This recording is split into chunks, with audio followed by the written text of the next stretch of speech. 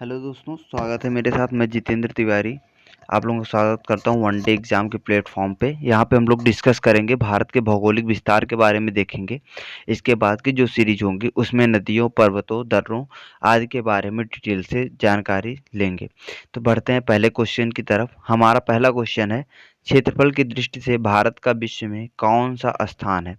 तो क्षेत्रफल की दृष्टि से भारत का कौन सा स्थान है? तो विकल्प है 5वां, 7वां, छठा या फिर 8वां। तो यहाँ पे जो सही आंसर होगा इसका, भारत का स्थान है 7वां। भारत का स्थान 7वां है। तो पहला कौन सा है? पहला है रूस। पहला है रूस, दूसरे पे है कनाडा, तीसरे का नाम आता है, कनाडा के जस्ट नीचे आपका आ जाएगा यूएसए। उसके बाद फिर चौथा देश है चीन, जो कि भारत के ऊपर और रूस के नीचे पड़ेगा। और पांचवा देश आपका हो जाएगा ब्राज़ील और छठा देश आपका हो जाएगा ऑस्ट्रेलिया। तो उसका सातवां देश अपना हो जाएगा प्यारा सा भारत। तो ये 7 देश हैं क्रम वाइज, इनको ध्यान देना। लगभग दूसरे तीसरे के बारे में, चौथे के बारे में पूछ लेता है, तो इस पे ध्यान देना। भारत का वर्ष का आकार कौन सा है? 7वां है। ये हो गया। बढ़ते हैं अगले क्वेश्चन की तरफ। भारत का संसार भारत का क्षेत्रफल संसार के क्षेत्रफल का 2.4 है, परंतु इसकी के आगे क्या पूछा है यहाँ पे इसकी के आगे संपूर्ण मानव जाति की जनसंख्या के बारे में बात किया है। ठीक है, तो संपूर्ण मानव जाति की जनसंख्या का 16%, 17%, 18% या फिर 28%। तो इसमें सही आंसर क्या हो जाएगा? इसमें है आंसर लगभग 17%, क्योंकि जनसंख्या संपूर्ण विश्व की कितनी है? भारत के पास 17.5% है। यह जनसंख्या विश्व में दूसरी जनसंख्या मानी जाती है। पहला किसका स्थान है? पहले पे चीन है। उसका तीसरा कौन है? तो तीसरा यूएसए है। चीन और भारत लगभग ध्यान रहता है, यूएसए नहीं याद होता है। और अगर अपने उत्तर प्रदेश का पूछा जाए तो जनसंख्या की दृष्टि से अगर एक देश होता तो विश्व का 5वां सबसे बड़ा देश होता, इतनी बड़ी आबादी है। अगला क्वेश्चन है हमारा, भारत विस्तृत है, तो भारत कहाँ से कहाँ तक विस्तृत है?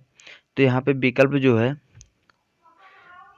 यहाँ पे जो विकल्प है 37 डिग्री 17 मिनट से 8 डिग्री 6 मिनट के बीच में, 37 डिग्री 17 मिनट से 8 डिग्री 4 मिनट के बीच में, और 37 डिग्री 17 मिनट से 8 डिग्री 24 मिनट, या फिर इनमें से कोई नहीं। तो भारत विकसित कितने में है?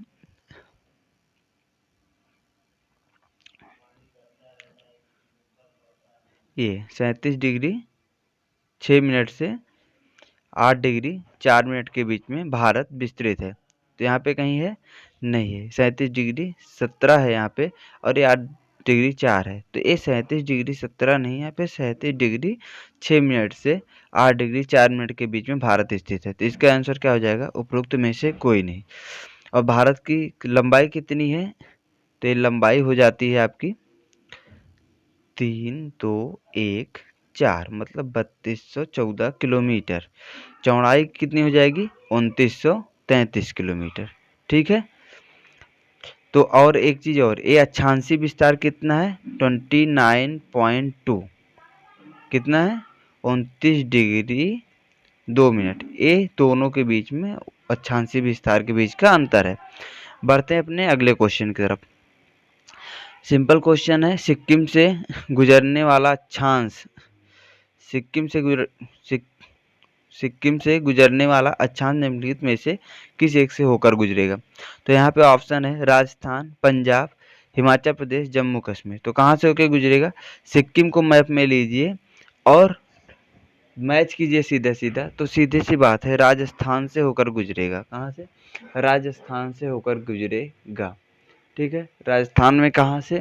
तो ये राजस्थान में लगभग यहाँ से आपके बीकानेर वाले क्षेत्र से होकर, चूरू, बीकानेर, झुंझुनू आदि क्षेत्रों से होकर लगभग ये गुजरेगा। ठीक है, बढ़ते हैं अगले क्वेश्चन की तरफ। अगला क्वेश्चन है हमारा, कर्क रेखा से होकर गुजरती है। यहाँ पे पूछा है कर्क रेखा से कौन कौन से राज्य होकर गुजरते हैं। यहाँ पे ऑप्शन में क्या दिया है? ऑप्शन में आपका उड़ीसा, उत्तर प्रदेश, बिहार, आंध्र प्रदेश। तो कहाँ से होकर गुजरता है? तो पहले तो आप लोगों के माइंड में होना चाहिए, कम से कम भारत का जो मैप है वो आप लोगों के एकदम दिलो दिमाग में होना चाहिए। ठीक है, तो ये कहाँ से होकर गुजरेगा तो अपने आप ही आप लोगों को पता चल जाएगा। सबसे पहले तो आप लोगों को पता होना चाहिए कि ट्रिक तो बहुत याद करते हैं, लेकिन आप लोगों को मैप के बारे में जानकारी होनी चाहिए। कहाँ से गुजरेगा? गुजरात। गुजरात के बाद राजस्थान का छोटा सा पार्ट आता है, उसके बाद एमपी का पार्ट आएगा, फिर आप चले जाओगे छत्तीसगढ़ मिलेगा, उसके बाद फिर झारखंड, झारखंड के बाद फिर आपका आएगा पश्चिम बंगाल। पश्चिम बंगाल के आगे जाओगे तो त्रिपुरा, त्रिपुरा के बाद आपका आएगा मिजोरम। टोटल कितने हो गए? 1 2 3 4 5 6 7 8। कितने राज्यों से होकर गुजरता है? ये गुजरता है 8 राज्यों से होकर। 8 राज्यों से होकर गुजरता है, तो इसमें क्या है? उड़ीसा से गुजरता है, इसमें उड़ीसा है, तो उड़ीसा से गुजरता है? नहीं। उत्तर प्रदेश से? हाँ। पहले बिहार था, अब क्या हो गया है? झारखंड। झारखंड से गुजरता है? हाँ बिल्कुल। अब अगला विकल्प है आंध्र प्रदेश, तो आंध्र प्रदेश से नहीं गुजरता। गुजरता कहाँ से? उत्तर प्रदेश और झारखंड से होकर गुजरता है। तो आगे बढ़ते हैं, क्या हो जाएगा इसमें सही? सॉरी, उत्तर प्रदेश नहीं, इसमें आपका झारखंड से होकर गुजरेगा। कहाँ से? झारखंड से होकर गुजरेगा, उत्तर प्रदेश से नहीं, गलती हो गई। आगे बढ़ते हैं अगले क्वेश्चन की तरफ अपने। कर्क रेखा किन राज्यों से होकर गुजरती है? अभी बताया कहाँ कहाँ से, इसको देख लीजिए एक बार। यहाँ पे ऑप्शन है आपका गुजरात, छत्तीसगढ़, उत्तर प्रदेश। तो कहाँ से होकर गुजरती है? अभी मैंने बताया था उत्तर प्रदेश से नहीं गुजरती, गुजरात से बिल्कुल जाती है और छत्तीसगढ़ से भी जाती है। तो ऑप्शन आपका क्या है यहाँ पे? 1 2 यहाँ पे है कोई, उसका अगला है चौथा यहाँ पे झारखंड, तो झारखंड से भी जाती है। तो ऑप्शन में 1 2 4 क्या क्या होना चाहिए? 1 2 4 गुजरात, छत्तीसगढ़ और झारखंड। तो यहाँ पे जैसा कि हम देख रहे हैं ऑप्शन में 1 2 4 नहीं है, तो यहाँ पे क्या हो जाएगा?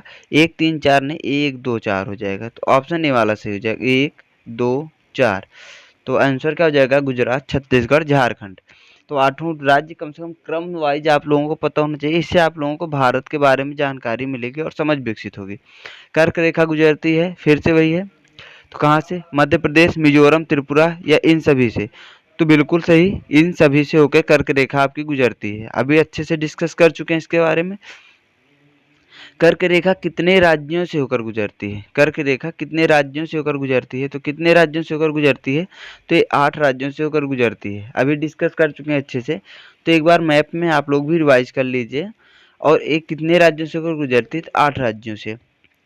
तो यहाँ पे फिर से क्वेश्चन है कर्क रेखा के बारे में। कर्क रेखा से क्वेश्चन आपके बहुत ज़्यादा आते हैं, तो इसको आप लोग एक बार बढ़िया से रिवाइज कर लेना।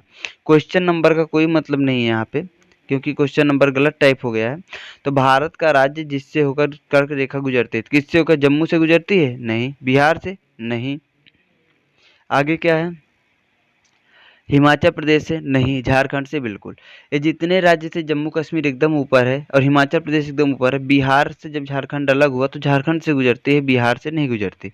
तो झारखंड इसमें आपका सही आंसर हो जाएगा। आगे, निम्नलिखित में से कर्क रेखा से निकटतम दूरी पे कौन स्थित है? तो कर्क रेखा से निकटतम दूरी पे कौन सा स्थित है? अगरतला, जबलपुर, गांधीनगर या उज्जैन? तो इसमें जो ज़्यादा नज़दीक स्थित है, मिजोरम की राजधानी आपकी अगरतला। अगरतला कर्क रेखा के एकदम समीप में स्थित है, जबकि जबलपुर, गांधीनगर या फिर उज्जैन अक्षांशीय स्थिति के आधार पे अगरतला से ज़्यादा दूरी पर, मतलब कर्क रेखा से ज़्यादा दूरी पर स्थित होंगे। ठीक है, बढ़ते हैं अगले क्वेश्चन की तरफ।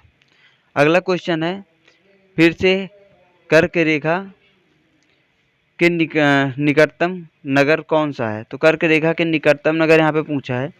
तो कर्क रेखा के निकटतम नगर कोलकाता, कोलकाता, दिल्ली, जोधपुर, नागपुर। तो इसमें सही आंसर क्या हो जाएगा?